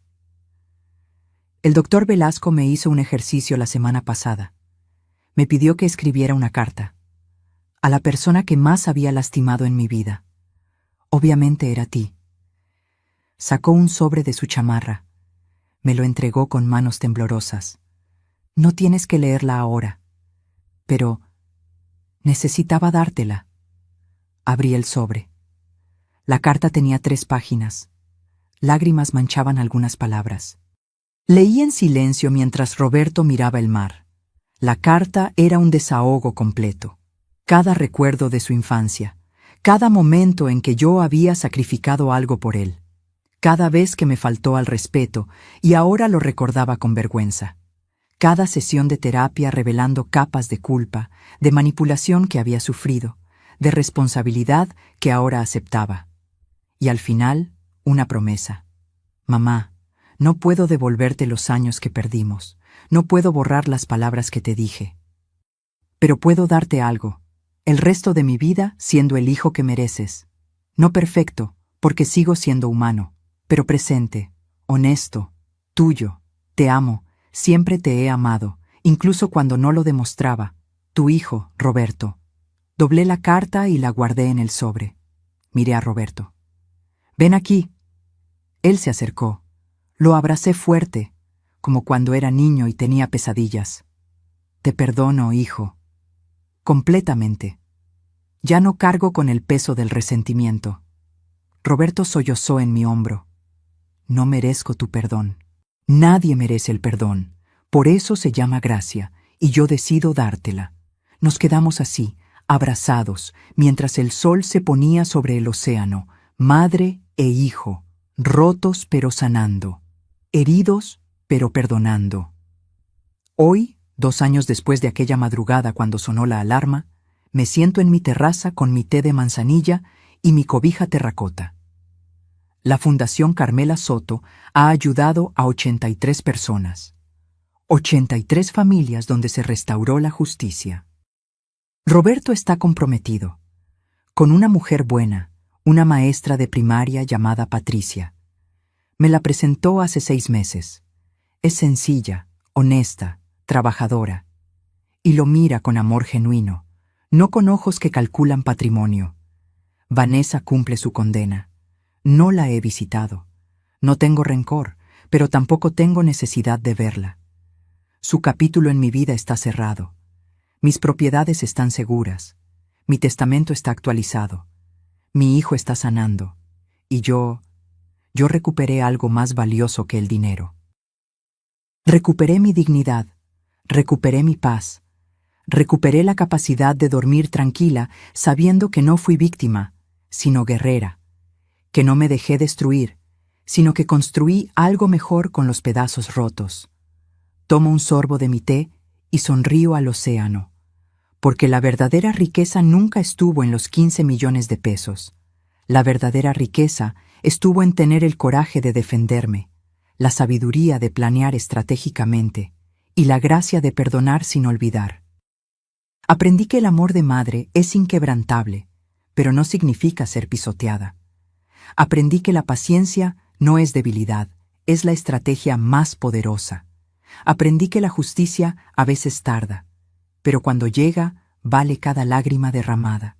Y aprendí que nunca, nunca es tarde para defender lo que construiste con tus propias manos. Tengo 68 años, cabello gris, manos arrugadas, espalda que duele algunas mañanas. Pero también tengo algo que Vanessa nunca tuvo y nunca tendrá: integridad. Y eso no tiene precio. Si esta historia tocó algo dentro de ti, si te hizo reflexionar sobre el valor de defender tu dignidad, sobre la importancia de no permitir que nadie te quite lo que es tuyo por derecho, déjame un comentario contándome desde dónde nos estás viendo. Porque historias como esta necesitan ser compartidas, para que otras personas sepan que no están solas, que el abuso familiar existe, que la manipulación es real, pero que también existe la justicia, y que nunca, nunca es tarde para levantarse y luchar por lo que es tuyo. Dale like si crees en la justicia. Suscríbete para más historias de vida real. Y recuerda, la dignidad no se hereda, se construye, se defiende, se protege, y nadie, absolutamente nadie, tiene derecho a quitártela.